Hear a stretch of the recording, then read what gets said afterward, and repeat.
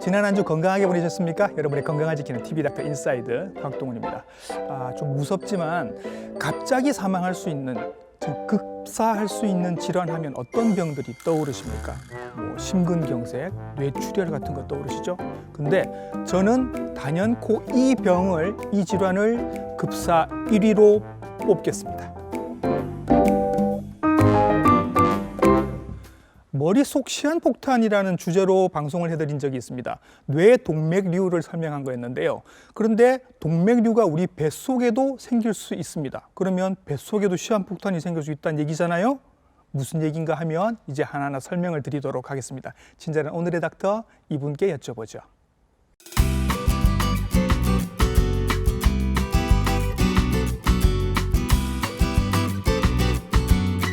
스튜디오에 나와 계십니다. 혈관외과 전문의 이상수 선생님이십니다. 선생님 안녕하십니까?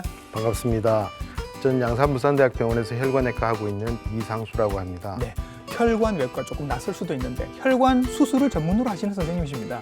그렇죠? 네, 오늘 많은 질문을 한번 드려보도록 하겠습니다. 우선 대동맥 하면 많이 들어는 봤는데 정확하게 어딘지 좀 헷갈리실 것 같아서 대동맥이 어디쯤 되는지 그림과 함께 설명을 좀 부탁드리겠습니다, 선생님. 예, 보통은 심장이 박동을 하면 그 혈압을 고스란히 받는 걸 대동맥이라 하는데요. 네. 흉부 쪽에는 팔, 다리, 또 머리로 가는 혈류를 공급하는 쪽이 흉부 대동맥이고요. 네. 가슴에 있습니다. 네. 복부에 있는 것을 이제 복부 대동맥이라 하는데 네. 복부에 있는 장기, 골반, 다리로 혈액을 공급하는 데를 복부 대동맥이라고 합니다. 예, 지금 그림을 보시면 대충 나오겠습니다만 심장에서 나와서 아주 굵은 혈관이 밝게 지팡이처럼 이렇게 손잡이 모양을 만들면서 아래로 이렇게 떨어져 내려옵니다. 그러면 이 가장 굵은 혈관 이 부분들을 대동맥이라고 하는데 굵은 이유가 있는 거죠, 선생님? 예, 우리가 심장이 펌프질을 하면 120에 80, 또 고혈압인 경우에는 180에 80에 혈압을 고스란히 받는 쪽이 대동맥입니다. 그래서 대동맥은 질기고 튼튼하고 또 혈압을 잘 견디도록 그렇게 튼튼하게 만들어져 있습니다. 예, 질기고 튼튼하게 잘 만들어져 있는데 그래도 이런 혈압을 오래 받다 보면 뭔가 손상이 생길 수는 있겠네요. 예, 그렇습니다. 아마 오늘 대동맥류도 그 이유 중에 하나가 되지 않을까 생각이 듭니다. 그렇습니다. 네. 그리고 또 하나 오늘 횡격막을 중심으로 해서 위쪽이 흉부 대동맥이고 아래쪽이 복부 대동맥인데 오늘은 복부 대동맥 위주로 얘기를 합니다. 그래서 뱃속의 시한폭탄이라고 지금 얘기를 하는 건데 왜 복부죠, 선생님? 예, 흉부 대동맥보다 복부 대동맥이 커지는 경우가 훨씬 더 많습니다. 한 80% 정도 훨씬 더 커지는 경우가 더 많기 때문에 거기에 초점을 맞추겠습니다. 예, 그러면 대동맥류, 복부 대동맥류 하면 그냥 복부에 잘 생긴다 이렇게 생각을 하시면 될 것 같습니다. 그렇습니다. 자, 이제 대동맥이 뭔지는 아셨습니다. 이제 류가 뭔지를 알아야 합니다. 류라고 하는 게 그러면 뭐 어떤 뭐 부풀어 오르는 거 얘기인 거예요? 주머니를 말하는 거죠. 혈관이 보통은 한 2cm 정도 되는데 세월이 지남에 따라서 점점 커지게 됩니다. 그래서 3cm 이상 커지는 경우를 이제 대동맥류가 생겼다라고 이야기를 하고요. 그런 경우에는 이제 시간이 지남에 따라서 세월이 흘러감에 따라서 이 복부 대동맥이 점점 더 커지게 됩니다. 작아지는 경우는 거의 없다고 보시면 되고요. 그런 경우에 이제 이게 점점 커지다 결국에는 이제 탁 터져 버리면 아주 무서워지죠. 그래서 이제 시한폭탄이라고. 시한폭탄이다. 뱃속에 시한폭탄 있으면 선생님 째깍째깍 소리가 나거나 어떻게 좀 뭐 뭔가 느낌이 없습니까? 대부분은 증상이 없습니다. 그것은 이제 가장 뒤척추 바로 앞쪽에 가장 깊은 곳에 있기 때문에 대부분 증상이 못 느끼고요. 아주 야윈 사람들은 배 안에 이제 박동성 종괴가 만져진다고 해서 오시는 경우도 있고요. 또 이게 너무 사이즈가 커지면 그 커진 사이즈 때문에 주위 장기를 눌러서 복통이 오거나 또 등이 아파서 오시는 그런 경우가 있습니다. 지금도 방송 보시면서 본인의 배를 이렇게 만져보시는 분들이 분명히 계실 텐데 약간 박동 같은 거 느껴질 수 있거든요. 누워서 만져보면 안에 조그마한 공 같은 게 만져집니다. 그래요? 그래서 보통은 건강 검진을 받으시다가 확인이 된다고 얘기를 하는데 건강 검진을 이렇게 받으시면 선생님 자, 복부 대동맥이 작은 게 있는데 요거는 수술할 정도는 아니에요. 뭐 이렇게 얘기를 들으신다고 합니다. 아니 시한폭탄이라고 해놓고 그냥 관리만 하면 된다는 게 이게 무슨 얘기인지 잘 모르겠어요. 그게 보통은 3에서 한 5cm 정도 사이즈는 네. 작은 대동맥류라 그럽니다. 네. 그래서 이 대동맥류는 파열의 위험이 크지 않기 때문에 네. 관찰을 하고요. 예. 또 어떤 경우에는 한 3cm 정도 되는 경우가 5cm까지 커지는데 한 10년 이상 걸리는 경우도 있습니다. 네. 그래서 보통은 3에서 5cm 정도의 사이즈는 예. 주기적으로 초음파나 네. CT로 관찰을 하면 네. 크게 문제가 되지는 않습니다. 예. 지금 그림으로 보니까 되게 시원시원하게 잘 보이는데요, 선생님. 이게 예. 3D 예, 그렇습니다. 예. 원래는 CT는 이제 몸을 이렇게 단층 잘라서 보는 예, 게 그렇죠. CT인데요. 그렇죠. 그렇게 만든 CT를 지금은 다시 이제 조합을 해서 네네. 이렇게 만들어내는 거죠. 예. 뭐 저희들 눈으로 봐도 이 정도면 잘 보이네요. 예, 그렇습니다. 이렇게 검사를 하면 내가 복부 대동맥류가 있는 걸 확인할 수 있다. 예, 그렇습니다. 사이즈도 알 수 있다. 예. 그렇죠. 크기가 크지 않을 때는 조금 더 관찰하면서 볼 수 있다. 맞습니다. 그럼 선생님을 몇 개월 간격으로 봐야 되나요? 보통은 3cm인 경우에는 예. 2년에 한 번씩 관찰하기도 하고요. 예. 또 4cm가 넘어가면 6개월에 한 번씩 관찰하기도 합니다. 네. 공식적으로는 한 4cm 정도 되면 6개월에 한 번씩 관찰을 해서 네. 6개월에 0.5cm 이상이 커지면 네. 수술을 하는 것이 적응증이 되고요. 예. 또 0.5cm 이하로 안 커지면 관찰을 하게 됩니다. 자, 그러면 보통은 어떤 분들이 복부 대동맥류가 잘 생기실까요? 예, 보통은 이제 이건 기본적으로 연세가 드시면서 생기는 병이기 때문에 나이가 들면서 생기고요. 네. 또 고혈압이나 고지혈증이 있는 경우에 생기고요. 네. 특히 이제 흡연을 하시는 경우에도 생깁니다. 예. 또 만성 폐색성 폐질환이 있는 경우에도 예. 다른 병보다는 훨씬 더 많이 생긴다고 되어 있습니다. 나이가 드실수록 생길 수 있다는 얘기는 혈압을 굉장히 오랫동안 많이 이렇게 직간접적으로 받았기 때문에 충격을 많이 받았다 오랫동안. 예, 맞습니다. 이게 80세가 되면 네. 평균 잡아서 우리가 심장이 한 30억 번쯤 뜁니다. 우와. 그러니까 그 혈압을 고스란히 어렸을 때부터 받는 거죠. 그렇죠. 이제 그러다가 점점 이 혈관벽이 약해져 가지고 예. 이제 점점 늘어나게 되는 거죠. 예. 흡연 얘기가 선생님 혈관 얘기할 때마다 계속 나옵니다. 네. 이게 혈관에 담배가 직접적으로 영향을 줍니까? 예, 그 여러 가지 연구가 있지만 네.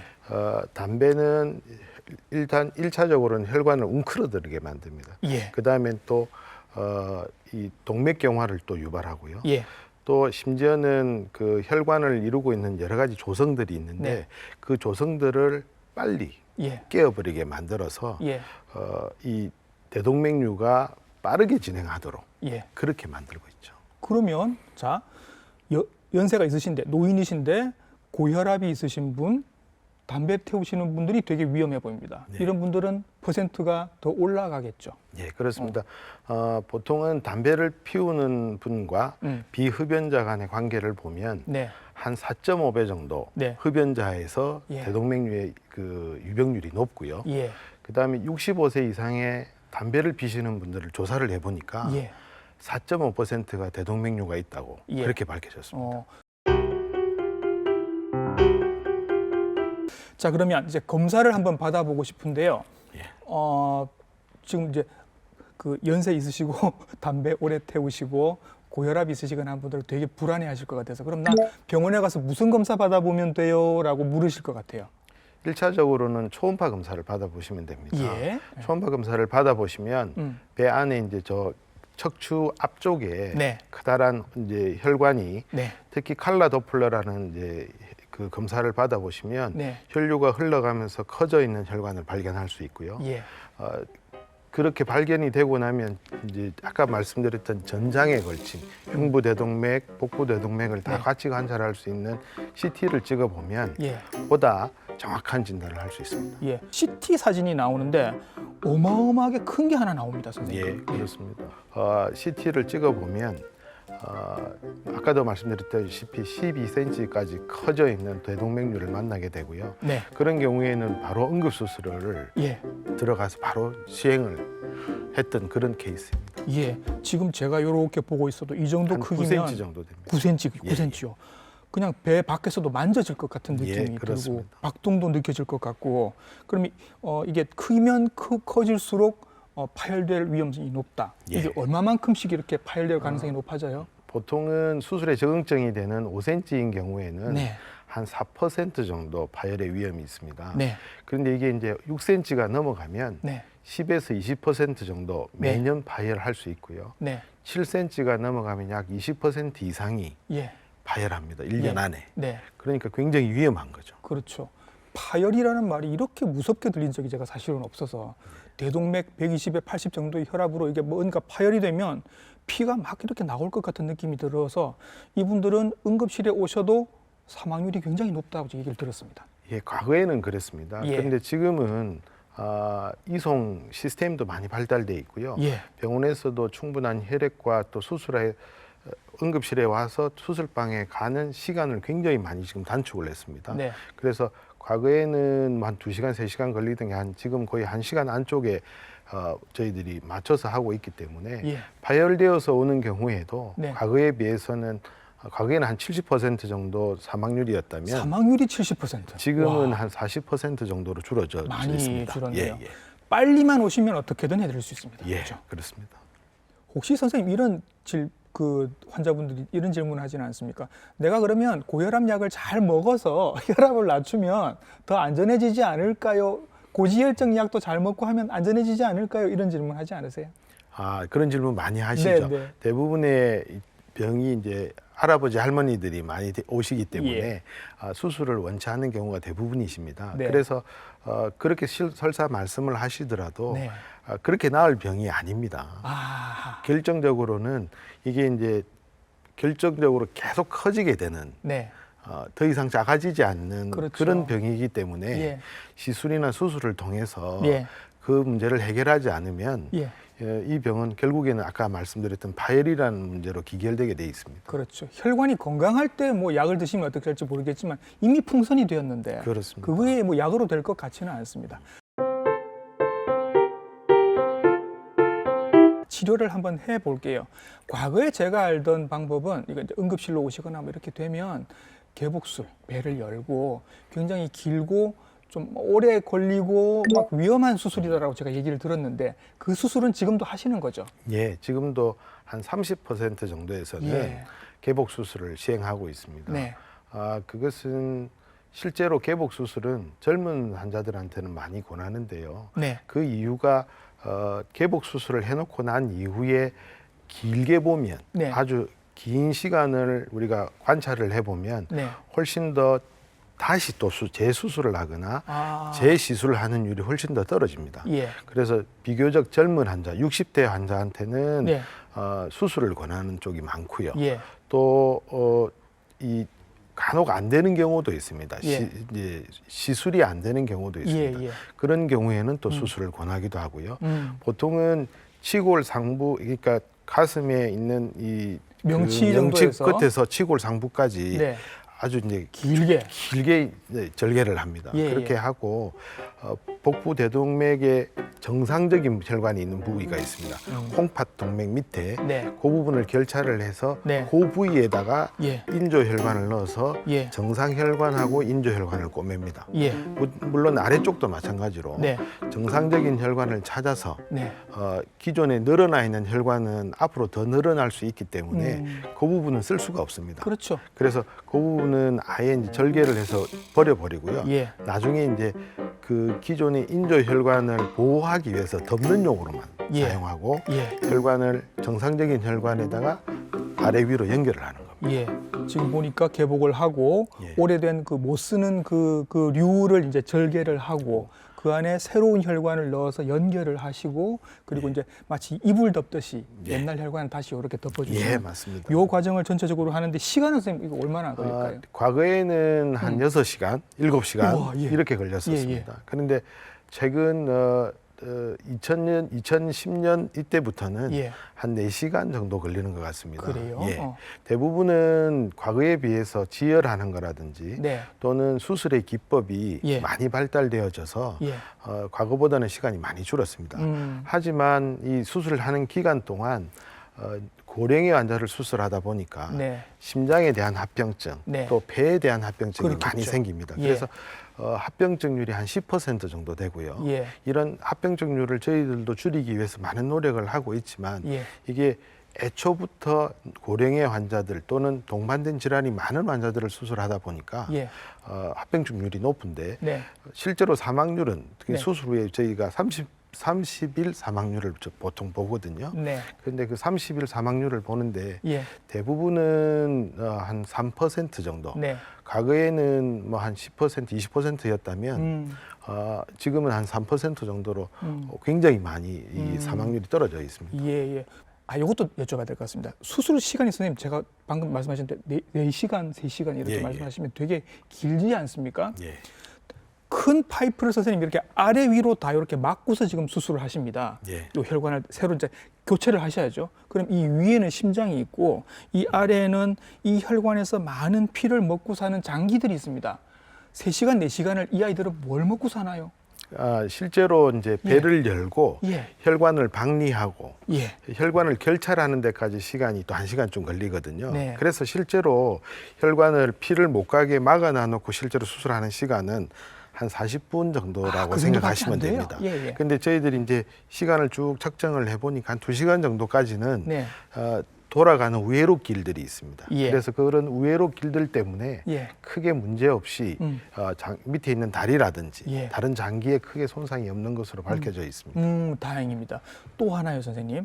요즘 배 안에서 하는 수술은 다 복강경으로 한다던데 아직도 대동맥류는 저렇게 길게 이렇게 수술 자국을 내고 해야 되나요? 이렇게 여쭤보시면.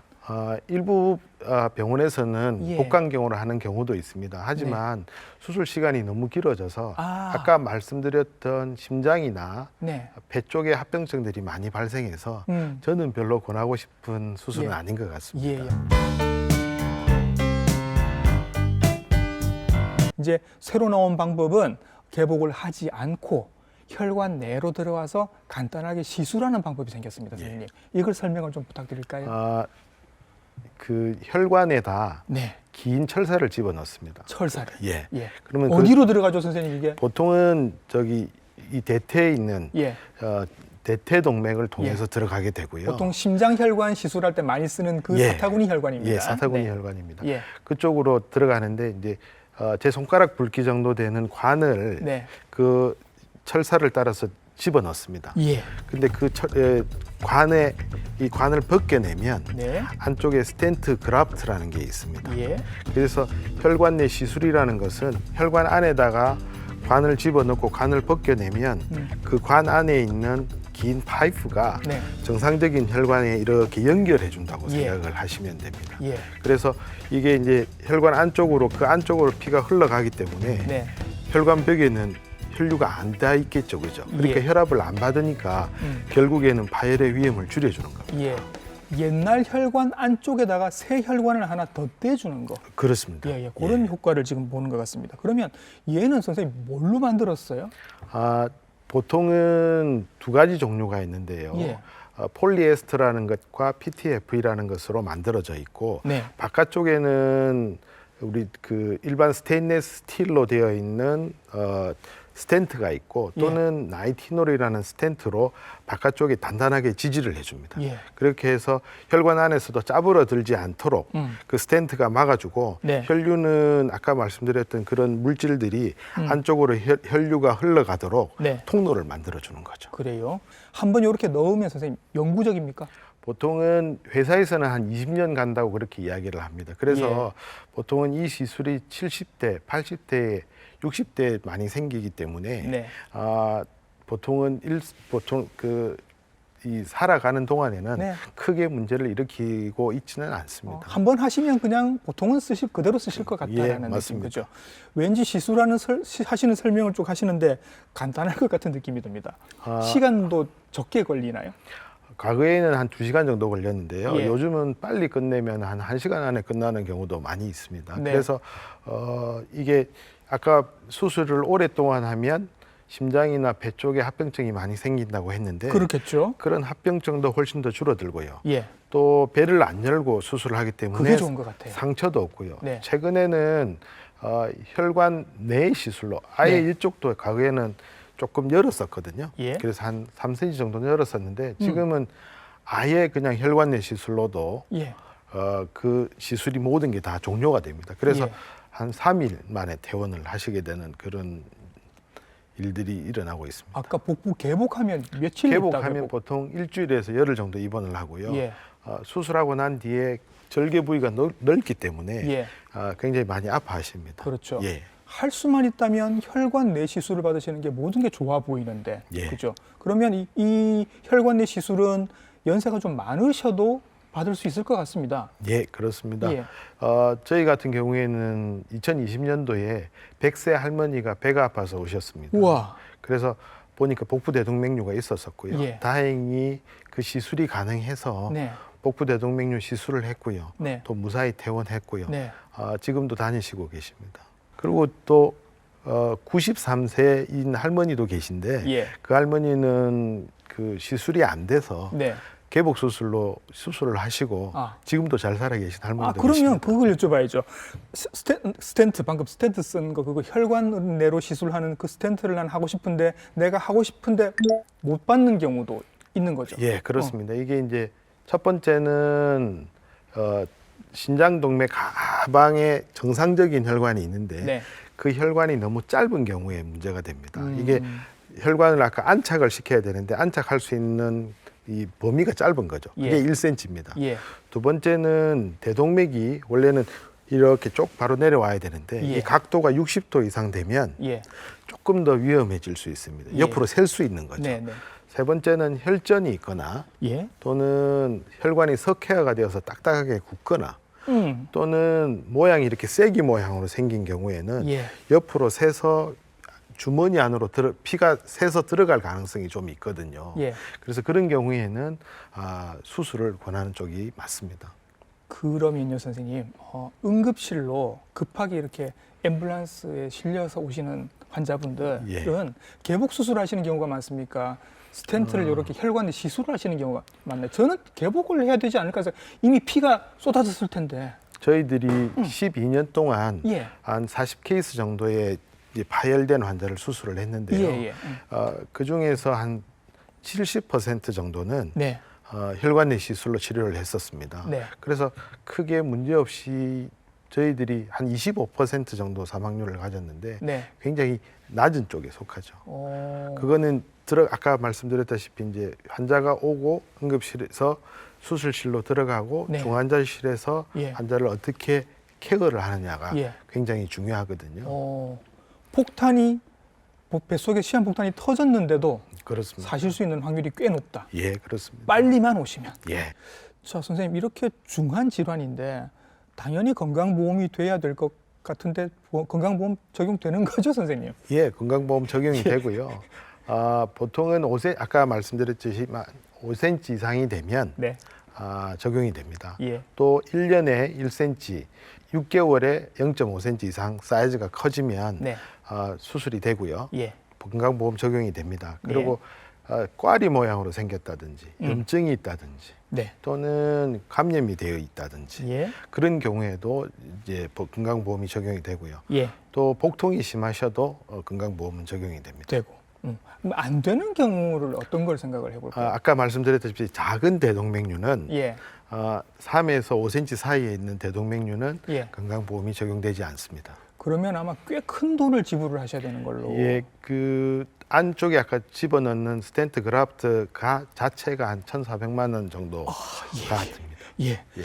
건강보험 적용을 받으시는 게 좋을 것 같습니다. 예. 무사히 시술을 다 받으셨습니다, 선생님. 뭐 개복 수술을 받으신 분도 계시고 혈관 내 시술을 받으신 분도 계신데 잘 수술을 받으신 다음에 그 이후에 나타날 수 있는 합병증이 없지는 않을 것 같습니다. 네. 예. 개복 수술한 경우에는 심혈관계에 합병증이 생길 수 있고요. 네. 또 절개선이 아주 크기 때문에 이 절개선 쪽에 네. 탈장이 생길 수도 있습니다. 예. 아주 드물지만 네. 이 남자 같은 경우에는 네. 그쪽 부분에 장애가 조금 올 수도 있고요. 성기능의 장애 같은 거 생길 수 있고. 근데 올 수도 있고 예.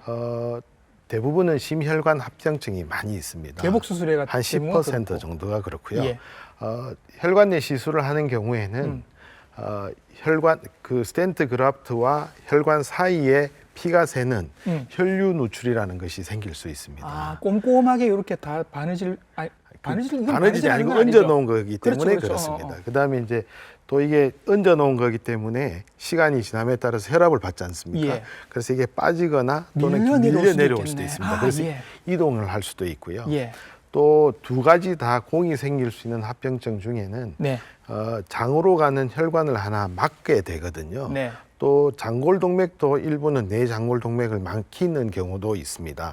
이제 그런 경우에는 이 대장의 허열이 올 수 있고요. 또 척수의 허열, 피가 안 가게 되는 거죠. 그래서 이게 이제 쉽게 말하면 장이 썩는 경우도 있습니다. 그래요. 예. 아, 이게 좋은 시술이라고 해서 되게 좋았는데 부작용들도 합병증도 있을 수 있네요. 크게 한 1% 이하로 생기기 때문에 또 이제 그게 생기면 생기는 대로 저희들이 또 치료를 하고 있습니다. 그거는 잘 부탁을 드리겠고요. 대동맥류에 대해서 지금 쭉 얘기를 하고 있었는데 사실은 대동맥류 말고 대동맥 박리라는 것도 한번 들어보신 적들이 아마 있으실 겁니다. 요거는 비슷한데 조금 원리가 다르죠, 선생님? 그렇습니다. 이 대동맥 박리는 혈관벽이 세 층으로 되어 있습니다. 세 층으로 되어 있는데 내벽이 이렇게 갈라지는 거죠. 그러면서 혈관이 늘어나는 겁니다.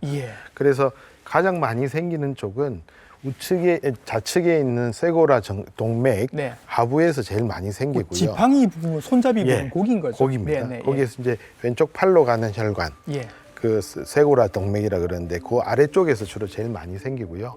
이게 복부에도 생기기도 하고 실제로는 장골동맥에도 생기기도 합니다. 그렇지만 사이즈가 크게 안 늘어나고 위에서 이제 타고 들어간 혈류가 아래쪽에서 제대로 개통만 된다면 관찰하기도 합니다. 그래서 관찰해서 지금도 제 환자 중에는 뭐 7년째 관찰해도 아무 문제 없이 지내시는 분들도 있고요. 근데 이게 이제 사이즈가 커진다든지 또는 혈류가 잘 못 가는 왜냐하면 이게 이제 대동맥이 박리가 되다 보니까 혈류가 한쪽으로 밀리지 않습니까? 그러면 복부 내에 있는 장기로 가는 혈류를 막는 경우가 있습니다. 그렇겠죠. 이제 그런 경우에는 밑에서 우회로 수술을 해준다든지 또는 배를 열어서 안에 있는 그 박리된 막을 제거해 준다든지 또는 새로 인조혈관을 넣어준다든지 그렇게 해서 치료를 해야 됩니다. 살짝 선생님 이런 질문도 떠오릅니다. 이제 이렇게 선생님 혈관 내 시술을 하면 이렇게 안에 하나 관을 더 뗐습니다. 근데 여전히 바깥쪽으로 꽈리는 남아 있습니다. 이 꽈리는 그럼 나중에 어떻게 되는 겁니까? 최근 보고에 의하면 그 꽈리가 한 60%는 쪼그라듭니다. 아, 스스로 쪼그라들어요? 왜냐하면 피가 안 가니까. 풍선에 약간 바람이 빠지는구나. 그렇죠. 근데 20%는 그 사이즈를 그대로 유지를 합니다. 근데 나머지 20%는 그 주위에 돌아오는 혈류들이 있거든요. 그게 이제 특히 하장관막 동맥이라든지 척추 동맥이라든지 그런 동맥에서는 다시 이제 돌아오는 혈류들이 있어서 한 20% 정도 커집니다. 그래서 이제 이 자꾸 보고 계속 관찰해서 추적 관찰을 해서 계속 사이즈가 커지면 언젠가는 또 수술을 해야 되는 경우도 있습니다. 이미 꽈리 쪽으로 피가 별로 안 가는 상태가라면 터져도 별 문제가 없지는 않을까 생각을 해보는데요. 실제로 이제 사이즈가 너무 커져서 그 무게를 못 견뎌서 터지는 경우도 있거든요. 이제 그런 경우에는 안쪽에 있는 그라프트를 일부만 제거하고 다시 이제 인조혈관을 덧대주는 그런 수술을 하는 경우도 1년에 한두 케이스 정도가 있습니다. 대동맥류나 뭐 대동맥 박리나 이런 거를 예방이 가능할지는 모르겠는데 예방을 할 수 있는 그런 생활 속의 수칙 같은 것도 혹시 있을까요? 무엇보다도 우선 하는 것은 금연입니다. 금연. 혈관의 조성을 아까 제가 망가뜨린다고 했지 않습니까? 그래서 금연이 일단 제우선 원칙이고요. 그다음에 고지혈증이나 고혈압이 있으시다면 충분히 약을 제대로 챙겨 드셔서 혈압을 낮추시면 혈관에서 받는 스트레스가 줄어들겠죠. 그러니까 혈압을 낮추셔야 되고요. 고지혈증을 낮추셔서 혈관에 동맥경화가 안 생기도록 예방하는 것이 동맥류를 만드는 것도 줄일 수가 있고요. 또 다른 이야기지만 혈관을 막히게 하는 병도 있습니다. 그게 이제 동맥경화로 혈관을 막히게 하는 병이 있는데요. 저희들이 또 다른 그 병에 대한 치료하는 방법인데 다리 혈관이 막힌다든지 대동맥이 막힌다든지 이렇게 해서 또 오시는 경우도 있거든요. 이제 그런 경우도 마찬가지로 금연과 고지혈증, 고혈압을 예방하는 것으로서 혈관병을 막을 수가 있습니다. 복부 안에도 시한폭탄이 있을 수 있다. 그게 대동맥류다. 그리고 그걸 어떻게 치료하는지 오늘 폭탄 제거방 전문의 선생님을 모시고 한번 얘기를 쭉 들어봤습니다. 혈관외과 전문의 이상수 선생님이셨습니다. 선생님 수고 많으셨습니다. 감사합니다. 나이가 들수록 혈관을 건강하게 유지하는 게 얼마나 중요한지를 깨닫게 됩니다. 그러면 내 혈관을 위해서 뭘 먹어야 되지 생각하실 게 아니라 더 적게 드시고 운동 더 열심히 하시고 하면 되겠습니다. TV닥터 인사이드 다음 주에 좋은 정보로 인사드릴게요. 감사합니다.